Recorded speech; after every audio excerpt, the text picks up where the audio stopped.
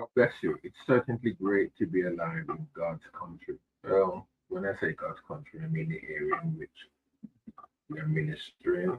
If you know at all the United Kingdom and where we are in the West Yorkshire County, and it really is a pleasure to be here. It's a great opportunity where we are able to minister to God's people, to be a servant amongst the children of the Lord.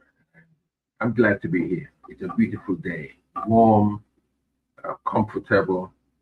I mean, in the evenings or at night, yes, it does get a bit chilly. It's the very beginning.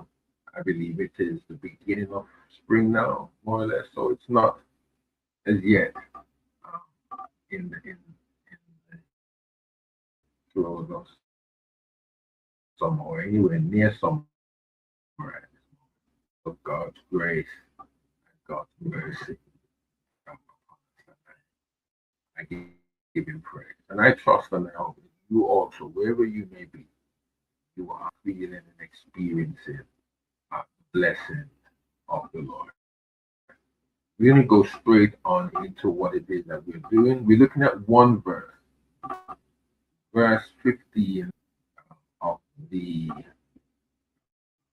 of the book of the Song of Songs, the Song of Solomon. And I'm going to read the King James Version of that verse. I look at it also from the Jewish text as well as from the Jerusalem Bible, which I have opened, ready, and raring to go here. So I'll read verse 15, which is the verse that we're looking at, and I've more or less entitled this particular session, The King Honors His Beloved. The King honors his, when we say the King, we're speaking of Solomon, King Solomon, the son of David, King David. He took over the reins of the kingdom of Israel, the combined Israel. Uh, for instance, in Isaiah, Jeremiah, Ezekiel, and so forth and so forth. They more or less came about during the reign of particular king, but during after the kingdom has. At this moment on the Song of Solomon, we are looking at the time in which King Solomon reigned, and he reigned in a kingdom time in which Israel was divided. So let's read from verse 15 from the King James Version. It says, Beloved, thou art fair, my love. Behold, thou art fair. Thou hast dove's eyes. What a way to finish. Thou hast dove's eyes. The King James or the Jewish text says, verse 15, look at you, my love, how beautiful you are. Your eyes are doves. Again. Look at you, my love, how beautiful you are. Your eyes are doves. One says, thou hast doves eyes. One here says, verse 15, your eyes are doves. Something different in there, but you ought to really convey more or less the same kind of message. But let's read again what the Jerusalem Bible says of 15 verse. How beautiful you are, my love. How beautiful you are. Your eyes are doves. So the Jerusalem text says here, your eyes are doves. The Jewish text here says, your eyes are doves, the same. And the King James Version has, thou hast dove's eyes. Okay. Well, hopefully we should be able to know what the writer here author, which is Solomon. It's the king. This is not a one way relationship. True relationship, one way. True relationship, you're giving the one can say one, the other can say another. But it's a two-way street here. There's a conversation going on. So verse 15 begins of an exchange between the king and the Shulamite, or the king and the young woman. And the king here honors the young woman with his praise, and in response, she gives a correspondent compliment. Again, he says, "How beautiful you are, my beloved! How delightful! Or how beautiful you are, my love! How beautiful you are!" So there is one is speaking to the other, and the other is responding. Okay. Um, the This is time out of 9 times in the Song of Songs that Solomon referred to the Shulamite as darling or Rayat. That is the right pronunciation of this Hebrew term.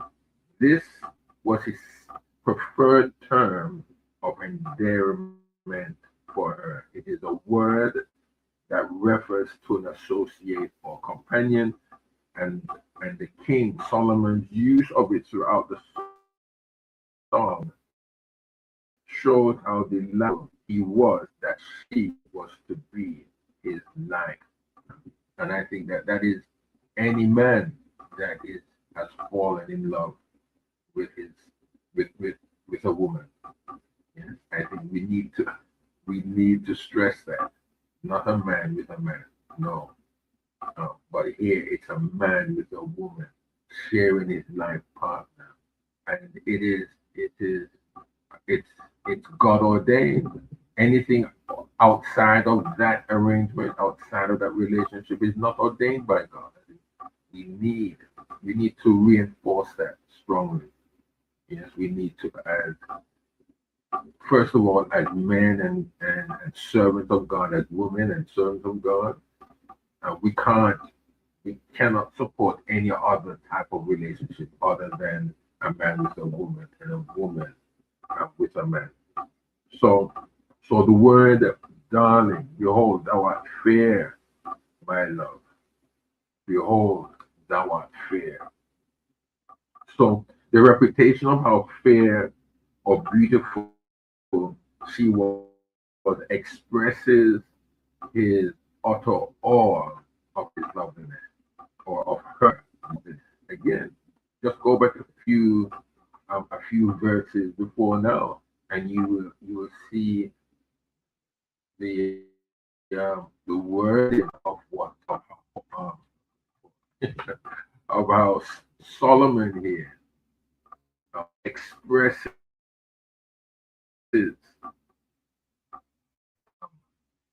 describes his love to her, how beautiful she is. Yes. How beautiful she is. Again, in verses 9, I've compared thee, oh my love, before we went through all of that. It was only an endearment, or in our day and time, you wouldn't describe your wife or your to describe it as a horse, looking like a horse, would it?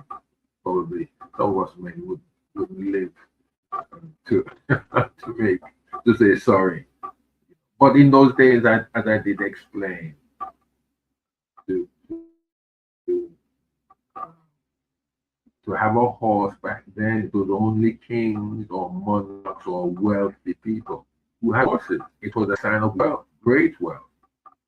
Um, and somebody was thoroughly bred, very much pruned because whenever they went out before the people or they went to for war, they would ride their horses and to show their opulence, to show their strength, to show again their wealth and how strong they were. They would have plenty of horses, but they would be well groomed horses also.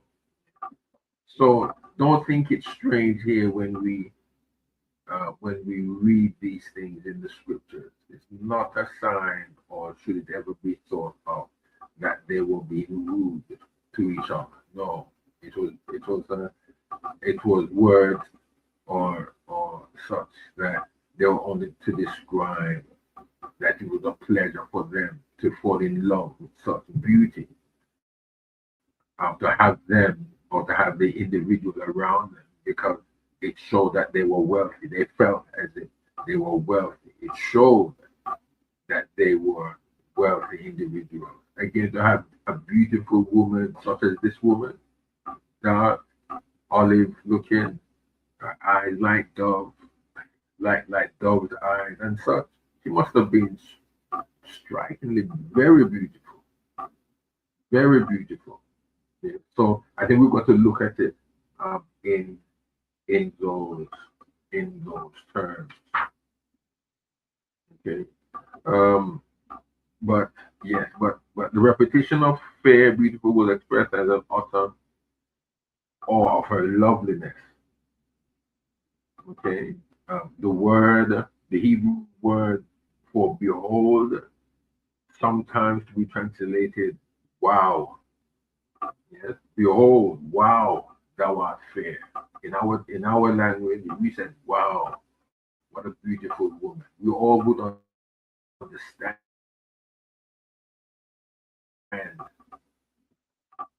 without even or because obviously the person who is describing the woman is beyond words.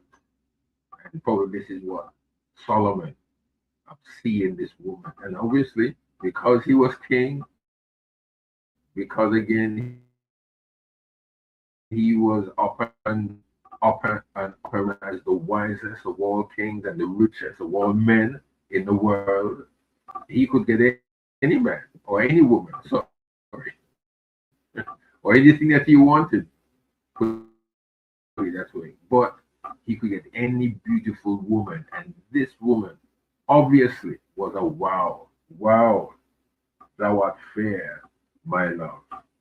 So Solomon, that's what Solomon was expressing. He was expressing a wow, that wow factor. Solomon's statement might be paraphrased in modern language this way: you are beautiful. Wow, you are. It's better, more literal translation than you have done. Yeah. The rabbinic teaching emphasized beautiful eyes as a sign of beautiful character. Okay, so when within the teaching or within the writing, let's say of Solomon, when Solomon is expressing and writing in very descriptive terms about how I can use the word voluptuous also a woman is or how the woman was. There is also a spiritual um, edge to what he was saying, and I believe also for us. Now, I don't know if I would have those eyes. It's a joke, yeah. But I believe that individual when we meet people, when we describe individuals, so that people ought to see within us is a character which is godly, beautiful, um, of, of the Godhead within us. Again, remember that the relationship between Solomon and this woman is more or less a mirror image of what Christ has with us as individuals and us as a collective, whether it be with Israel or with the bride of Christ. The relationship ought to be of such that uh, we are. It's an endearment. There is some relationship between us and God, us and Christ. He loves us. We submit ourselves to Him. He cares for us. He pampers us. We are the bride of Christ. And I say the bride of Christ. There are other probably women around. And yes, at times the bride of Christ, for some reason or the other, may want more attention and may look elsewhere and may want to say that we would very much like to be like others. But we are different. The bride of Christ, the children of God, is different than all the other women and all the other children and such that may be around. We are different. Christ has given us some things that other women just do not have. We will never have it. Why? Because as Solomon only lavished love and bought what he could for the Shulamite woman that other women around just did not have. They didn't have the fragrances that Solomon gave this woman. They didn't have, my friends, the perfume, probably the kind of myrrh that she had. Because whatever she had to some extent, Solomon gave it to her. Solomon made these things available for her to have because, again, she couldn't look after herself like how others look after themselves. They said, I wish I could look after my vineyard, but I didn't have the time. She didn't have time to look after herself. Why again? Because she was out there tending the flock. She had she had brothers, but they didn't care about her. They only cared about themselves. It's like us. Whatever we have, I don't ever think that it is for us to ever want to say that we got it for our own self. God didn't have anything to do with it. No, God doesn't want us like that at all. He wants us to depend on Him. He wants us to look to Him so that when He gives us and we wear it, when He smells the aroma of the perfume, when He smells the aroma of the myrrh, when He smells the aroma and He sees that we are wearing what He has given us, then don't you think, my friend, that she's honoring Him, that we are honoring God when we wear what He has given us, when we smell of the thing that He has given us? If we make of our own things, whether it be of perfume or of linen or whatever linen that we use to clothe us, do you think He is going to be honored by what we present ourselves in? Probably not. Probably not. We need, my friend, if we look at the scriptures and see exactly what the relationship was here between the woman and Solomon. Solomon, again, it could be like that Solomon is a type, and the woman is not. The church is not perfect. Solomon certainly, from our standpoint, what is not, was not perfect. But the relationship that we see that went on there are some things that we could very much look at relationship to Christ, our endearment to Christ. The woman here, she wanted to be in the presence of Solomon. She wanted to be where he was. She wanted to sit around the table where he sat. And it's the same thing for us. We should long to be in the presence of our God. We should want to be, look, search to be in the presence of the King, our King. And who is that King? Isn't it Jesus Christ? We ought not to seek to wear our own design, our own clothing. We should not seek to mix our own types of perfumes, because all of these things are abhorrent within the nostrils of God. Because our ways, our thoughts, our leanings is not at all not towards God. You're understanding what I'm saying? I really hope. Because as I see these things, even of myself personally, oh, how I desire to be in the same spot as the Lord. Oh, how I desire to wear the things of God. Oh, how I desire to have the perfume of the Spirit of God coming from me. All he is smelling, all he is seeing is not only the clothing, but the aroma of heaven that surrounds me. And I desire to be so close to the Lord, to sit around his table, to recline around that which he has provided, to hear him say, "Oh, how beautiful you are." You may not say to me, "Oh, how beautiful," or "You have eyes as a dove." That don't need to be said. If that is said of the Lord to me, then I will accept it, because God is God. That means and that shows that he loves me, and that I am pleasing. But listen, our desire, my friend, should be to submit ourselves to the rule and the reign of God, and to want, to need, to desire. That is something that we need. We need to desire to be in the very presence of God. Oh, how I believe God wants us to have that desire. Not so much to desire that he be with us.